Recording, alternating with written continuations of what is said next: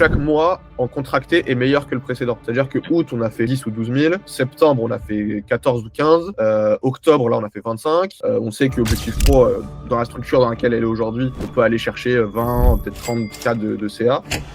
Et ça se passe plutôt bien. On a réussi à avoir à peu près, depuis le début, 350 clients. On est suivi par Virtual Circle depuis maintenant 6 mois. Et avant ça, il y avait aussi un accompagnement qui avait duré 3 mois. Donc ça fait presque un an finalement qu'on se suit au quotidien. Et là, ça s'est super bien passé. Là, on arrive un peu à la fin de l'accompagnement, donc c'est le moment de faire le bilan. Et là, on a été très satisfait de ce temps passé ensemble.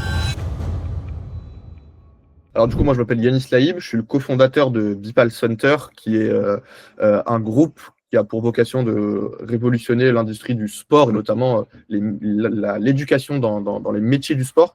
Donc on a développé aujourd'hui plusieurs programmes d'accompagnement pour apprendre des métiers du sport. Et dans un premier temps, notre premier programme historique le plus connu, c'est Objectif Pro, qui accompagne finalement les jeunes footballeurs à se développer dans ce métier-là et surtout à apprendre le métier du footballeur. C'est-à-dire que voilà, moi, je suis un ancien footballeur professionnel, je suis passé par toutes les classes possibles en centre de formation, etc. Et en fait, en sortant de tout ça, je me suis rendu compte qu'il n'y avait pas d'école du métier du footballeur, il n'y avait pas de formation pour expliquer voilà, un footballeur, qu'est-ce que c'est réellement, en dehors de ce qu'il fait sur le terrain, mais dans son hygiène de vie, dans sa compréhension tactique, dans sa préparation mentale, sa gestion du stress, enfin, voilà, tout ce qui peut être sujet pour un footballeur professionnel. Ouais, ce qu'il faut comprendre aussi pour imaginer aux gens, c'est de là où vous venez avant d'être passé par notre accompagnement. C'est vrai que Wesley était tout seul en août dernier, il y a de ça déjà plus d'1 an quand on s'est rencontrés. On a pu l'accompagner sur un premier accompagnement de 3 mois où on a restructuré en fait presque son business. Il sortait d'un précédent accompagnement, mais il avait rien vraiment de mis en place sur ses réseaux, sur son compte Instagram, pas de système pour éduquer, pas d'automatisation, etc. Donc ça, c'était vraiment la première partie. Toi, tu n'étais pas encore dans le projet. Après, tu nous as rejoints. À ce moment-là, est-ce que tu peux expliquer un peu ce qui était mis en place, combien vous étiez, quel chiffre d'affaires vous faisiez peut-être en novembre dernier Ouais, clairement. Bah, en fait, c'est marrant parce que oui, moi, je parle de l'expérience que moi j'ai vécue du coup depuis 1 an, mais c'est vrai qu'avant avant que j'arrive, on était, il me semble, il y avait Wesley, il y avait peut-être son cadreur et son monteur, et c'est tout. Enfin, ils étaient 3, quoi. Donc, quand je suis arrivé, on était 4 à ce moment-là. Donc, on faisait un chiffre d'affaires approximativement de entre 5 et 8 000 euros peut-être par mois. Donc voilà, donc c'était quand même intéressant. Mais comme tu le dis, il n'y avait pas encore de structure mise en place autour du projet. C'était encore très artisanal et même dans la partie, dans la vision qu'on avait du projet, c'était encore vraiment que de la préparation physique. Wesley était lui-même le coach des joueurs, il les accompagnait en ligne sur les aspects physiques parce qu'il est préparateur physique. Mais voilà, on n'avait pas la vision qu'on a aujourd'hui avec justement cet écosystème, cette école des métiers du foot. Et donc voilà, en 1 an depuis ça, aujourd'hui, on est presque 25 dans l'entreprise. Là, on finit un mois avec 25 000 euros de chiffre d'affaires généré sur le mois. On a pour objectif d'aller chercher, comme j'ai dit au début du call, les 30 000 et pourquoi pas les 35, 60 si on peut avec ce programme-là. Mais encore une fois, le but, c'est de pouvoir scaler en horizontal parce qu'on a d'autres programmes aussi qui arrivent dans le groupe. Mais pour Objectif Pro, c'est les objectifs. Et non, ce qui a changé, c'est clairement une structure complètement différente. C'est beaucoup plus de monde à gérer. C'est l'arrivée de closer, l'arrivée de responsables aussi de pôle, l'arrivée de coachs supplémentaires pour que Wesley puisse sortir aussi de cet opérationnel. Donc, on est vraiment passé, en fait, vous nous avez vraiment suivi sur le passage du solopreneur à l'entreprise, quoi. Et ça a été c'est pour ça qu'en termes de CA, c'est pas non plus énorme la différence qu'il y a pu avoir entre le début et aujourd'hui. Et c'est ce qu'on disait avec Wesley il n'y a pas longtemps.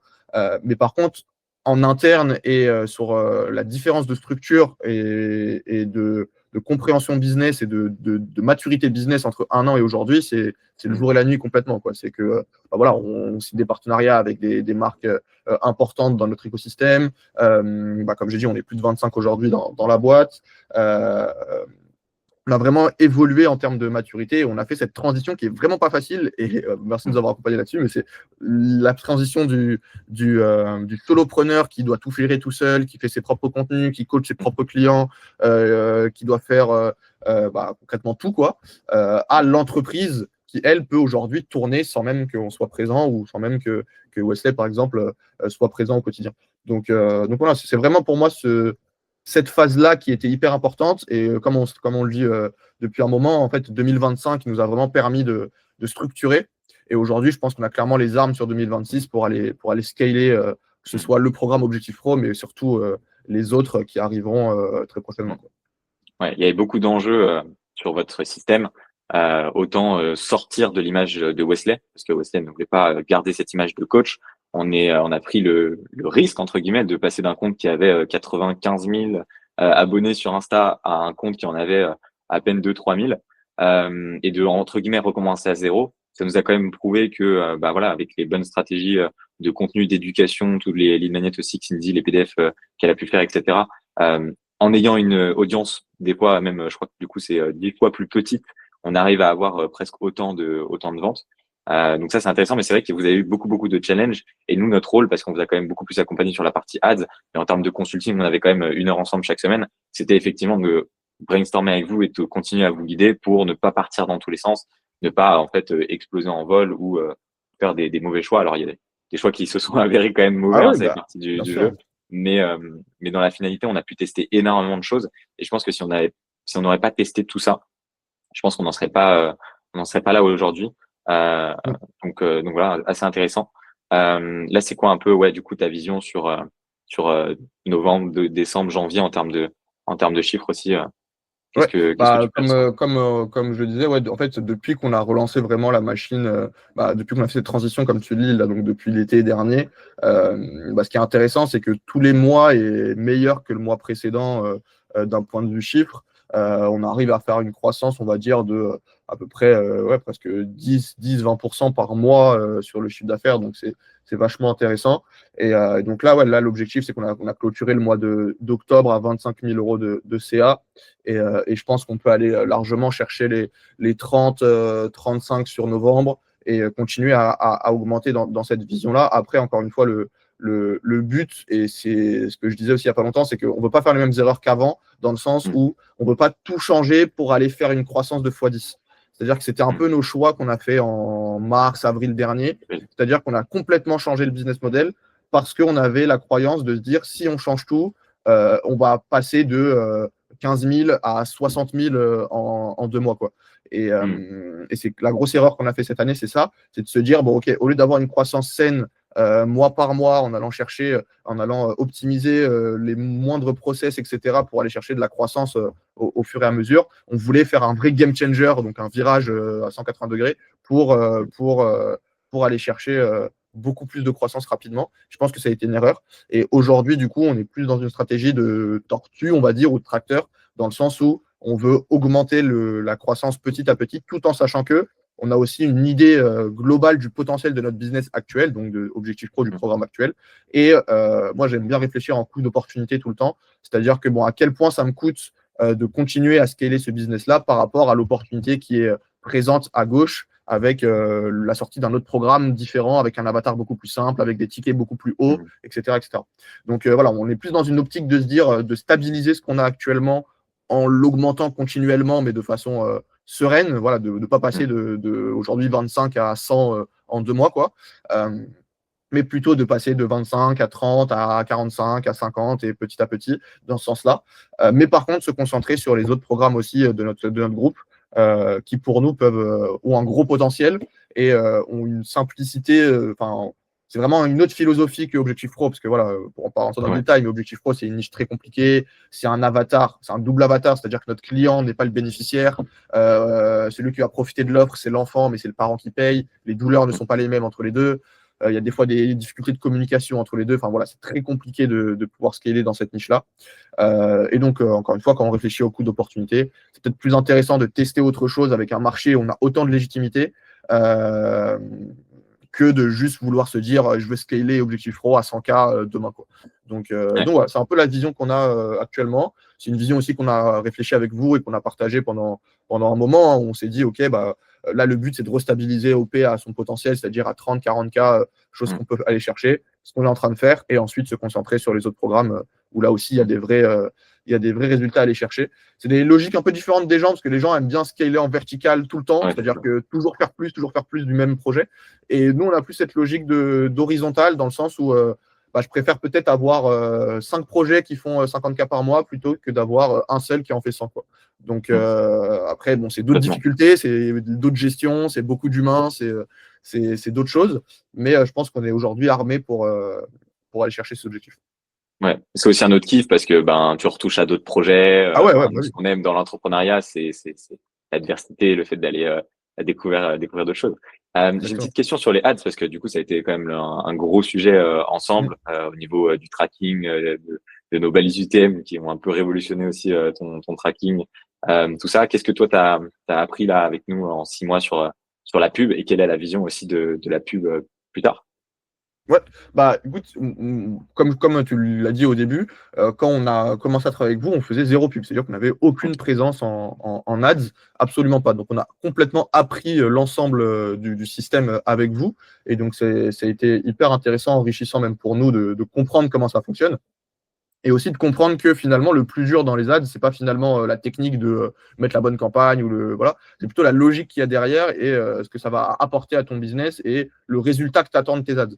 Tu vois, dans une vision très con au début, tu te dis, bon, je vais juste mettre 10 euros ou 100 euros par jour, ça va m'apporter des calls, je vais vendre et voilà. Alors qu'en fait, tu as énormément de types de campagnes différentes avec des objectifs qui sont complètement différents, des campagnes qui sont là pour vendre, d'autres qui sont là juste pour éduquer, d'autres qui sont là pour rediriger vers ton organique. Enfin bref, tu as plein de choses qui peuvent exister.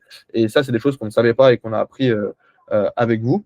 Et donc, c'était hyper enrichissant de ce point de vue-là. Et nous, en termes de résultats en ads, alors, je ne peux pas dire qu'on a eu un résultat en ads qui a été fulgurant d'un point de vue uniquement ads. Donc, tu vois, si par exemple, je te montre les tableaux et on regarde le ROAS, il ne va pas être non plus exceptionnel. Mais par contre, ce qu'il faut se dire, c'est que notre résultat en ads a complètement ajouté du résultat en organique. C'est-à-dire que si on n'avait pas eu ce résultat en ads-là, on n'aurait pas fait ces résultats en organique et on n'aurait pas fait autant de ventes et autant de chiffres sur les derniers mois, quoi. Et ça, on l'a clairement vu quand on a coupé pendant certaines périodes les ads, où tout était mort. C'est-à-dire que l'organique ne bouclait plus de call, il ne se passait plus rien, parce qu'en fait, le robinet, c'était les ads complètement. Et c'est ça qui nous permettait de pouvoir emmagasiner du call et derrière faire des ventes, quoi. Donc là, on a eu une vraie éducation par rapport à tout ça. Aujourd'hui, je pense qu'on est pas mal aguerri aussi sur tout ce qui est possible de faire et comment on veut le faire. C'est pour ça que juste avant, on parlait des stratégies qu'on allait mettre en place sur les prochains mois avec justement cette dualité entre l'ADS et l'organique et pas les opposer, mais plutôt les mettre ensemble pour atteindre un maximum de résultats. Mais non, en vrai, c'était hyper pertinent. C'est vraiment de l'éducation dans le sens où on est parti de zéro et aujourd'hui, on est complètement capable de pouvoir gérer ça. Donc c'est là aussi où vous avez joué un gros rôle là-dessus. Et pourtant, sans que ça demande non plus, tu vois, énormément de temps par semaine. Enfin, on avait un call par semaine et ça suffisait amplement pour gérer tout ça, quoi. Ouais, l'avantage, c'est que sur votre niche, vous êtes resté quand même relativement sur des petits budgets. D'où le fait que là, maintenant que vous avez pas mal stabilisé les choses, vous allez pouvoir augmenter un peu, tester de nouvelles campagnes et véritablement mêler, comme tu l'as expliqué, des campagnes de retargeting, des campagnes de ads to follow, des campagnes direct to funnel. Et je pense que c'est ça qui va constituer votre écosystème. Mais en une heure par semaine avec vous, surtout que nous, effectivement, notre objectif, comme tu l'as dit, c'est de vous rendre autonome sur le système qu'on met en place avec vous. Je crois que c'est mission réussite, mais c'est aussi du coup de vous éduquer, mais aussi de le gérer, parce que il y a plein de choses sur lesquelles on vous a pas aidé, sur le développement un petit peu de la sales team, d'autres étapes comme ça, où vous aviez pas le temps de gérer les pubs. Et du coup, c'était un peu à nous, et effectivement, d'avoir un œil là-dessus. Et c'est tout l'importance dans notre accompagnement, vous former, mais en même temps vous alléger pour que vous ayez l'esprit à pouvoir travailler ailleurs, quoi. Donc voilà. Une petite question là pour finir sur tout ça. Imaginons que tu parles au Yanis de novembre dernier ou à quelqu'un qui est dans le coaching en général, qui a une offre de coaching, qui a peut-être un bout d'organique, qui fait pas de ad et qui sait pas trop par où commencer. Voilà, est-ce que tu lui recommanderais le programme? Qu'est-ce que tu dirais du programme en général? Non, concrètement, moi, je recommanderais à 100% le programme, déjà d'un point de vue humain, c'est-à-dire que on sait à quel point dans cette niche du coach business, on a de tout et du n'importe quoi qui est présenté tous les jours. Donc déjà, ce que je peux dire, c'est que sur un point de vue humain, c'est clairement des personnes avec qui as plaisir à travailler chaque semaine, avec qui tu as plaisir de les retrouver, de faire des points, de rigoler, même autre chose. Enfin, voilà, on s'est vu aussi en vrai, on est parti au resto ensemble. Enfin, voilà, il y a aussi des relations qui se créent en dehors de juste l'aspect business, chiffres, développement, quoi. Et donc, pour moi, c'est même le plus important dans tout ça. Et après, même d'un point de vue business, dans la situation, encore une fois, comme tu le disais, de l'avatar que tu as cité, donc de la personne qui a un petit bout d'organique, mais qui ne sait pas encore comment scaler, etc. Clairement, aujourd'hui, c'est une solution qui est hyper pertinente pour développer rapidement et pour apprendre des compétences et des connaissances que tu n'avais pas avant. Franchement, tu as tout ce que tu dois avoir au sein de l'écosystème que vous proposez. Donc, que ce soit la gestion d'ads, que ce soit la gestion des leads magnets, de l'organique avec tout le travail que peut faire Cindy. Et surtout que ce soit aussi de l'éducation et de la compréhension de ce monde-là. C'est-à-dire que moi, par exemple, je partais de zéro dans ça. Et aujourd'hui, je suis complètement autonome sur cette partie-là. Donc c'est vraiment ça sur le fait que je recommande le programme. Et voilà, ils peuvent y aller les yeux fermés, il n'y a aucun souci. Ça marche. Nickel, merci Yanis. Et Avec plaisir. dans tous les cas, on se voit aussi, je crois, sur décembre, si vous faites l'événement d'Objectif Pro.